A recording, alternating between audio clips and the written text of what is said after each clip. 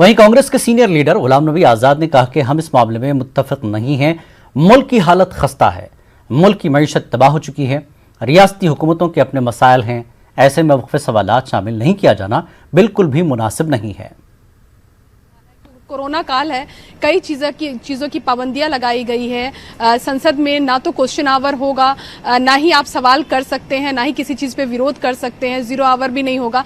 किस तरह से कांग्रेस पार्टी अपनी बात रखेगी, किस तरह से आप विरोध करेंगे, क्या स्ट्रैटेजी पार्टी की है? तो ये बिल्कुल, इसमें हम बिल्कुल सहमत नहीं है।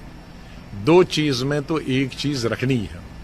हम तो चाहेंगे कि क्वेश्चन आवर भी हो और जीरो आवर भी हो, और दोनों सदनों में है। लेकिन अगर किसी कारण से, क्योंकि आधा ही दिन हाउस चलना है, लोकसभा भी आधा ही दिन चलना है और राज्यसभा ही चलना है, आधा ही दिन चलना है, तो पार्लियामेंट ये दोनों चीजें नहीं निकाल सकती है। जीरो आवर भी खत्म और क्वेश्चन आवर भी खत्म। एक न एक तो इनको चलाना ही होगा, या क्वेश्चन आवर या जीरो आवर। लेकिन दोनों निकाल दें, ऐसा संभव नहीं है, और मैं नहीं समझता कि ये विपक्ष को मंजूर है।